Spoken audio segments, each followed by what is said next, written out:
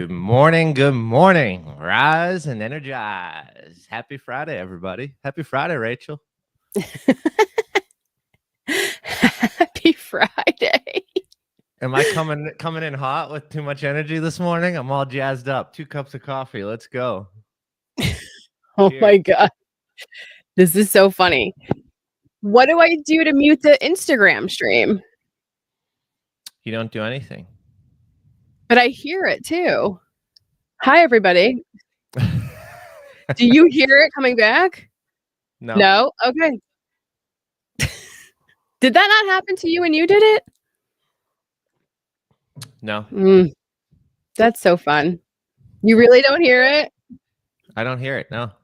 I know what to do. There it is. There's a mute button. Hi, everybody. We're totally here paying attention. Everything's fine. Delete that first 10 seconds.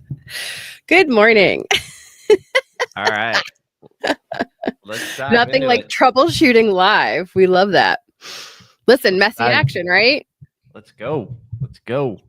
Hey, y'all. Here's the reality, okay? I forgot to connect my mic and did it about 7 seconds before we went live.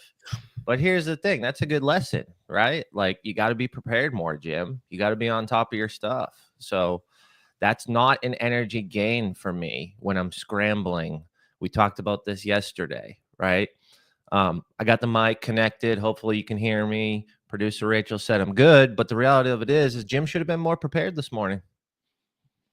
So I want to be prepared because it gives me energy. It allows me to equate to confidence, and I can show up and be myself and feel good about it.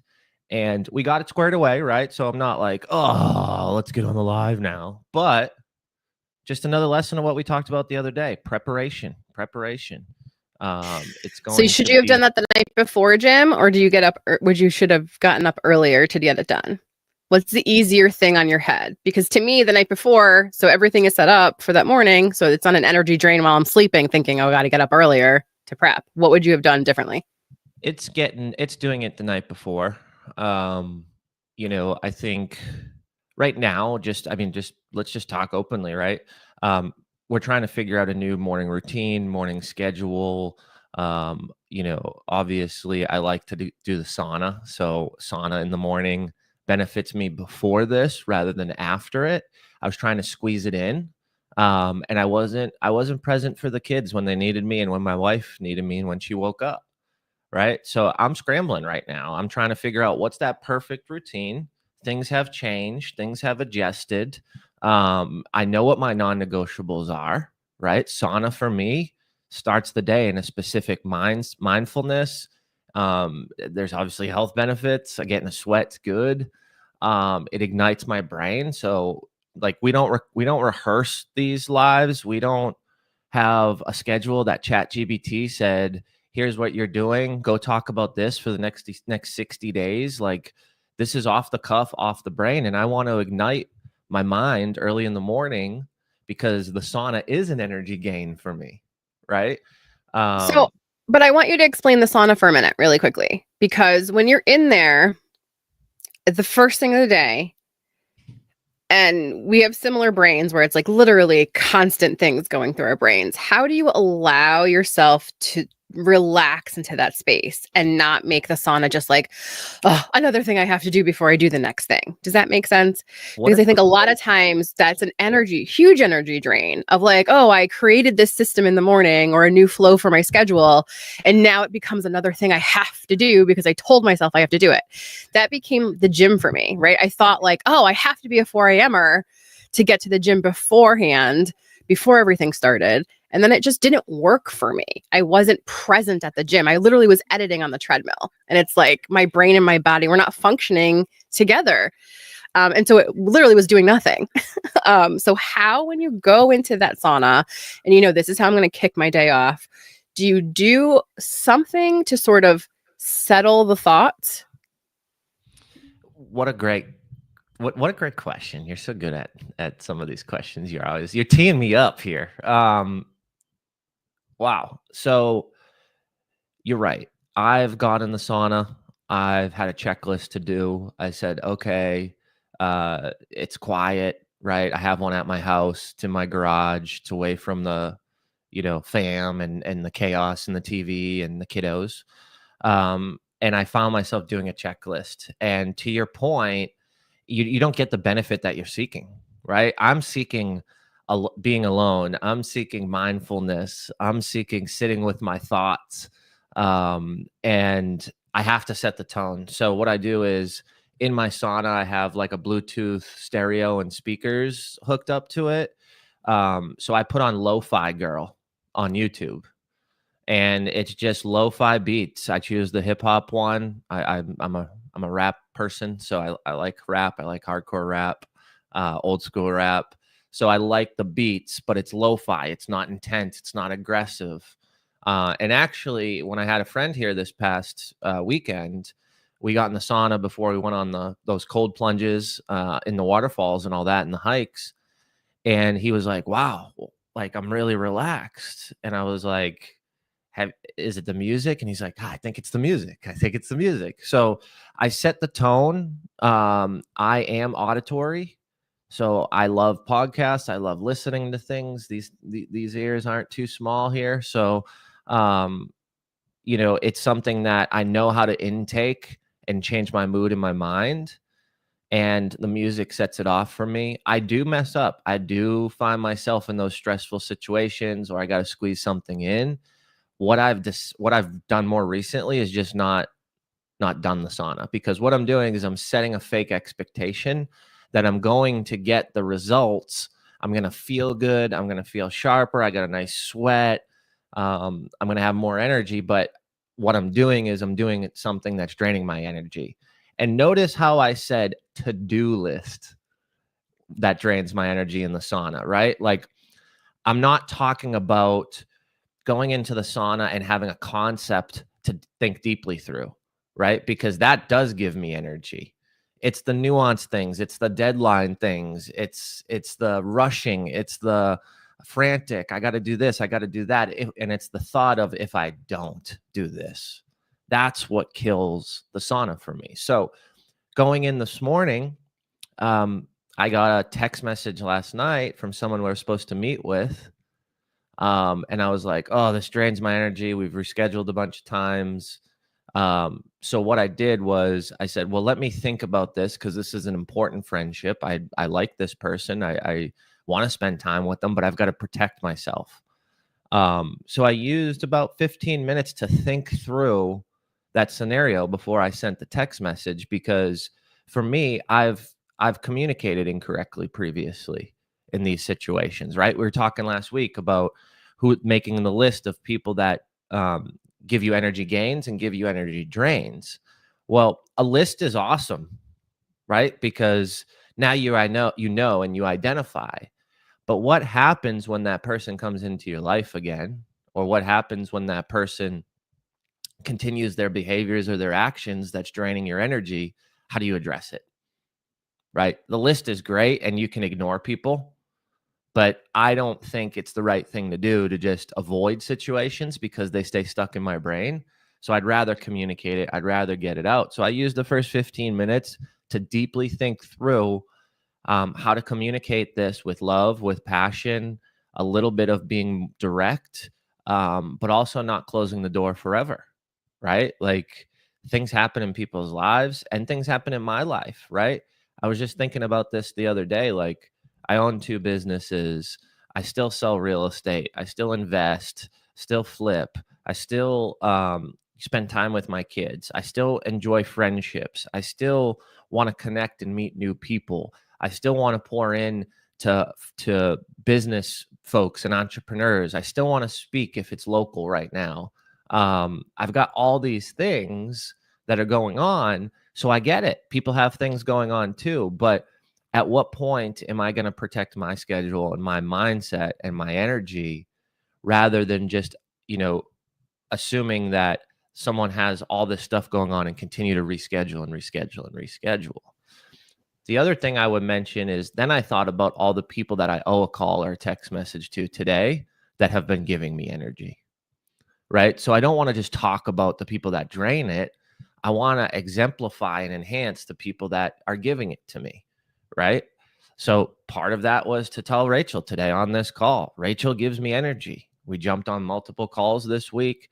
She asked great questions. She's pushed me to do this show every morning at 6 a.m. Central. Like, that gives me energy. That's a good relationship. That's a good friendship. And I want to continue that. Obviously, we're business partners, right? But I have to communicate that. I have to tell Rachel today her positive impact she's had on me, that she gives me energy and allows me to do different things and challenge myself in a lot of these micro moments, in a lot of these conversations where I don't think or communicate. Wow, Rachel, you really just pushed me there. That gives me a lot of energy. Thank you. Right? Because we're in a conversation, we're talking about multiple things, we're doing this, we're doing that. But then I realized, like, I'm all jazzed up. I feel good. Well, I just had a meeting with Rachel. That's why. Right? So, don't just harp on the relationships that drain you, and, enhance the relationships that give you energy as well. We don't want to just focus on the negative. Now, we need to protect ourselves, right? But we want to get more people in our world that give energy. And I believe that the light outshines the dark, right? So if you're feeling drained, maybe cut one or two relationships, have some tough conversations. But ultimately, how can you go replace those two relationships with people that give you energy? So I do want to ask you, after you press send, did it kind of feel like a weight lifted off your shoulders? Whereas we've talked before, like, you have this constant thought process of, I need to do this thing, or I should let this person go, right? Which is a huge energy drain to just keep that thought rotating in your brain amongst all the other things. When you press send, did you feel like, oh, okay, I did the thing? Or did you feel like, was that the right thing to do? How did you sort of feel after you did that? It felt amazing, because what I realized prior to sending that message was, every time this person texts me, my immediate thought is they're canceling on me.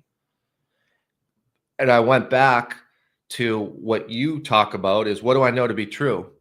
The last 4 times I got a message, the first thought was, this person's texting me, they're going to cancel. Swipe up, they canceled. Right? So I did feel great. It was a conversation I wish I had the last 2 times, and I was avoiding it. And what I realized is, at the end of the day, where is this relationship going to go? And is it important for me to be there as a friend in a tough time, or to protect my time? And I went back to what I know to be true. Like, did that person, how important is that person? Or what do I actually want? And am I getting it? And the answer was no in every single category. So it felt really good. It felt good. And I did it in a respectful way, I believe. Hopefully it's received that way. I think it will be. I truly do, because you weren't like, sorry. Do you know what I mean? Like, you left the door open. And if the reason they are continuously canceling, because sometimes I feel like maybe there's a deeper reason, do they need to talk about it? But I think you left that opportunity for that discussion open. If they do want to discuss with you, hey, Jim, this is why I keep canceling, right? Because it's weird when you have that person that consistently cancels. And it's not just in your personal life. There are service-based providers that have clients that consistently cancel. And like, that money that you booked that week, that you anticipated as a service provider, that is a huge FU from the client over and over again, right? We understand emergencies happen, but if you're that person, that client that is consistently canceling, where this person could have had a client to show up, that's money on the calendar. That makes me so sad for service-based providers. And then the client that always comes late, but they walk in with a Starbucks. It's like, oh, so sorry, I'm late. It's like, dude, I've got back-to-back people today, right? I've got friends who own hair salons and are estheticians, and all these beautiful ladies who try so hard to like pay their bills. And you have to understand, as a client or customer, when you're canceling on someone's schedule, that is money they are losing. Sometimes can they fill it last minute? Sure. Other times they can't. And so if you are that person, number one, stop being that person, right? Like, really get a hold on your time. If you're always canceling or always late, you have a bigger problem. and you need to solve that problem. But if you are the service-based provider and you have people continuously canceling, it might be time for a conversation to say, hey, maybe when you're ready, right? And to make time for this, let me know. But I can't keep allowing you to cancel. Because you work with businesses, you work with service-based providers, would you suggest the second time they cancel to just tell them to stop, or do we wait for like third time's a charm, like 3 times and you're out? Like you can break up with clients. It's a real thing. You can break up with customers. I think it's all about how you deliver and communicate, right? So I would address it the first time, but you can't address it with anger because you don't know the reason why, and you might not know that person, right? I worked for someone in real estate and helped them build a team who would introduce me to a client via text, meet me at the house to go show it, and showed up 15 to 20 minutes late every single time. So I was put in situations where I don't know this person. I don't know the conversations that were had. I don't know how he met them. I don't know what they're looking for. I know nothing. And I had to leave that opportunity because of it. Now, as you know, I love real estate, but I like the negotiation business side. The house side doesn't excite me, so it's not my passion, right? I still do it. I'm still involved in it. I've got a closing next week for an amazing couple who I've befriended. And I want to help people, right? But like the reality of it is I couldn't be on a team or be around someone who consistently disrespected me, right? Because I've communicated that. So whether it's a teammate internally, someone that works for you, above you, below you, you've got to have that conversation too, because it's throwing you out of whack. Like when I show up and I have anxiety, I'm anxious, I don't feel prepared, I don't know previously any conversation that's happened. There was no CRM where you put the notes into the contact and I can just go in on my drive over or get there early and read it and get prepped and then roll. So it was really tough for me. Now, the situation that you're talking about with clients, I think you have to own the situation that you didn't set the expectation on the front end. So when you talk to someone and say, yeah, what works for you? Okay, tomorrow at 4 p.m., perfect. Just so you know, we have a policy where if you show up, 15, over 5 minutes late, then X, Y, and Z, right? And I want to give you an example, but like I'm thinking through different businesses and I'm like, it might not work for that. But like for me, um, with a client that's going to meet me or spend time with me, or we're doing a discovery call, or we're doing the first kickoff call, I send them an email with instructions that talks about that and says, hey, at the end, it basically says, at the end of the day, your time and my time are the most important. It's the only thing we can't get back. If you're going to be more than 2 minutes late, please call me. And if you're going to be more than 10 minutes late, we're going to have to reschedule at the earliest convenience of my schedule. Right. So I'm really trying to just put one step forward without being an absolute jerk. Things happen. Like we have to give grace. But at what point are you giving grace and draining all your energy? Right. Like if it's the first time, stuff happens. I get it.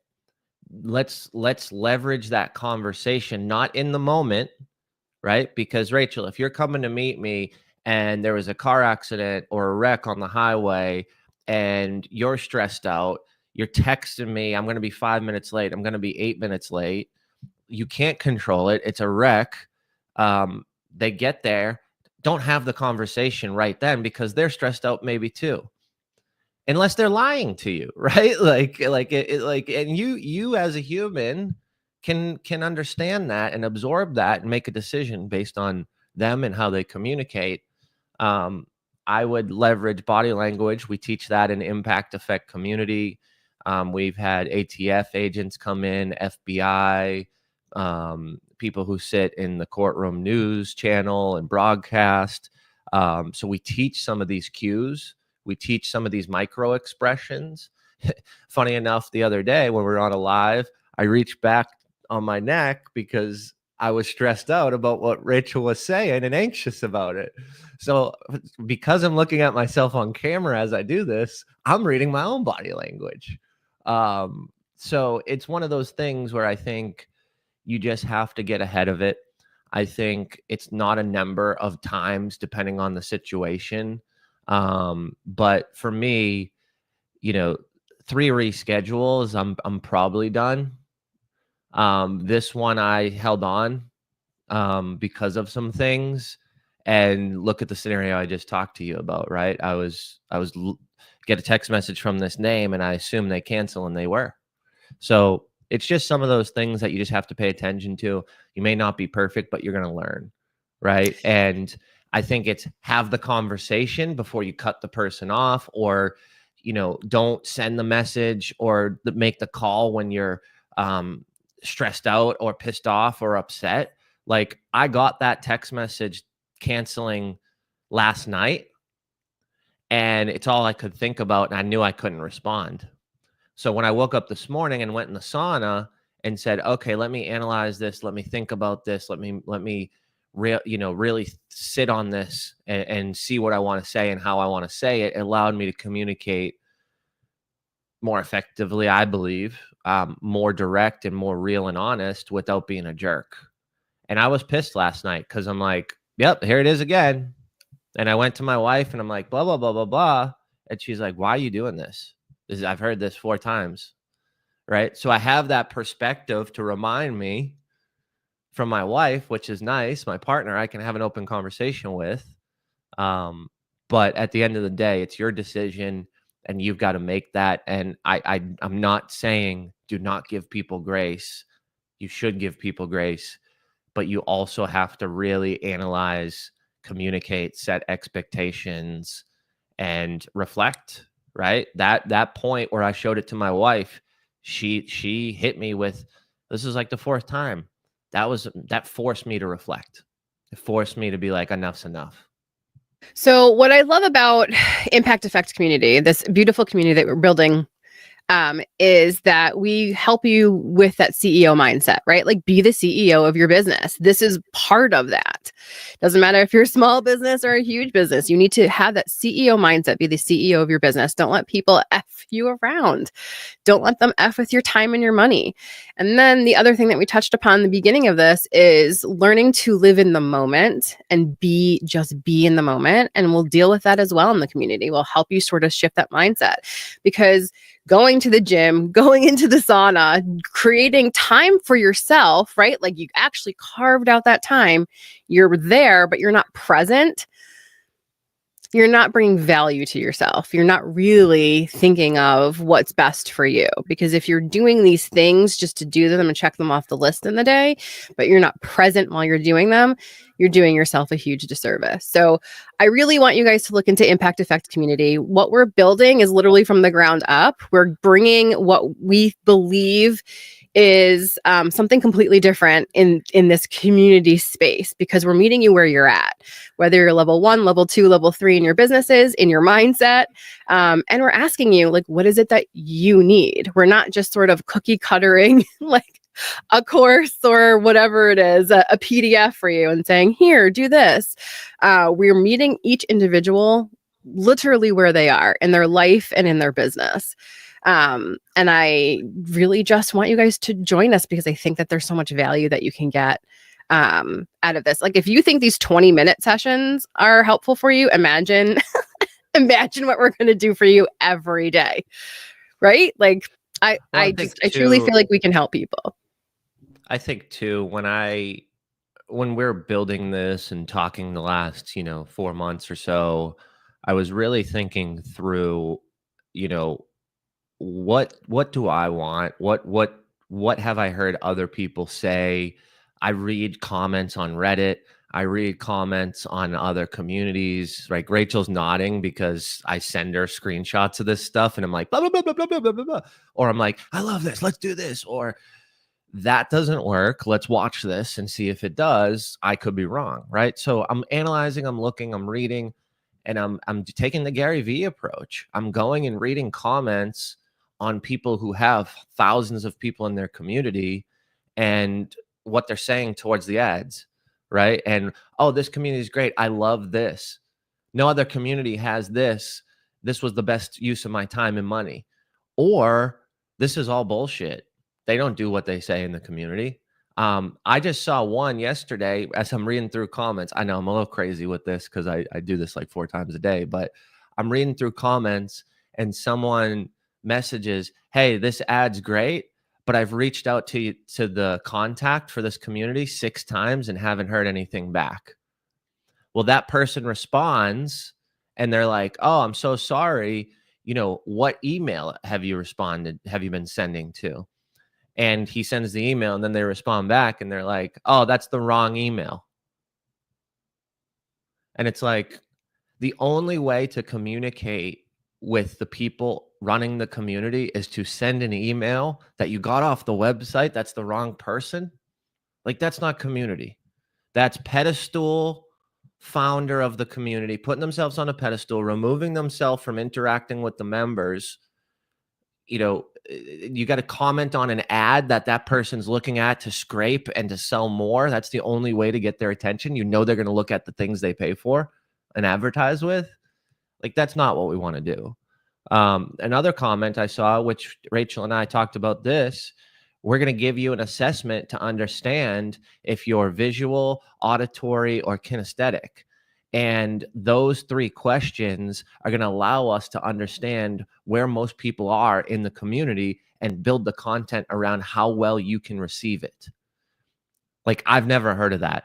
No one's ever asked me to take an assessment so I can tell them how I learn, so I can receive it at the highest level. So then they can go through their content and build new content to ensure that it hits home with you and you can receive it at the highest level.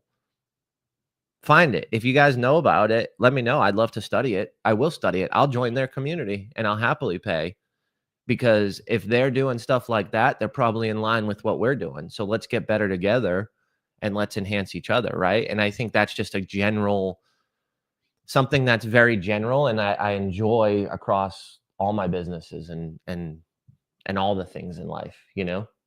But I love the idea of let's get better together. That's really, oh my God, Brock, that's amazing.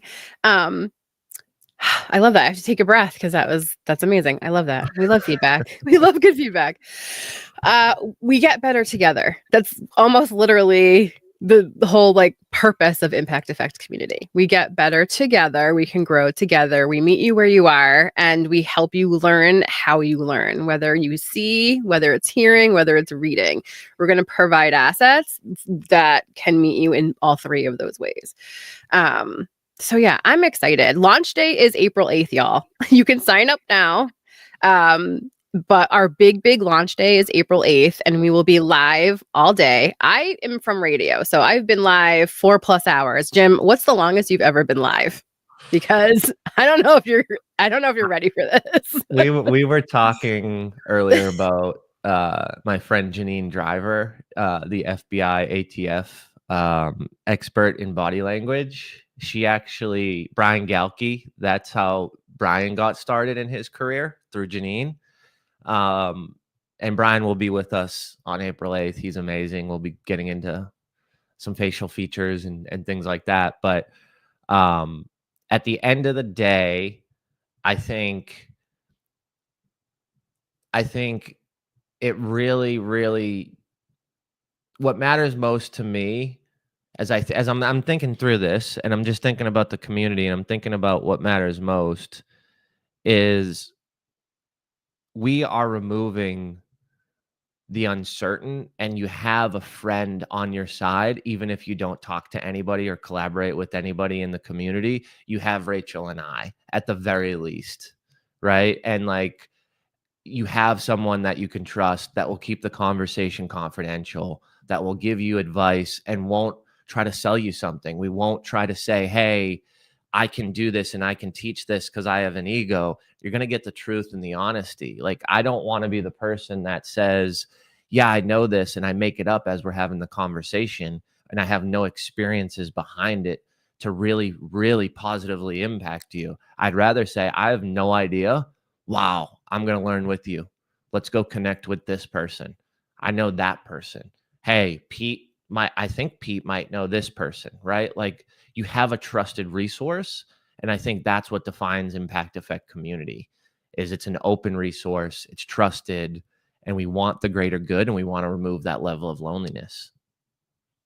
I think that's one of the key factors too, is removing that level of loneliness. Because I feel like there's a lot of people that really do feel like a lonely island. They don't have people in their life that they can talk to.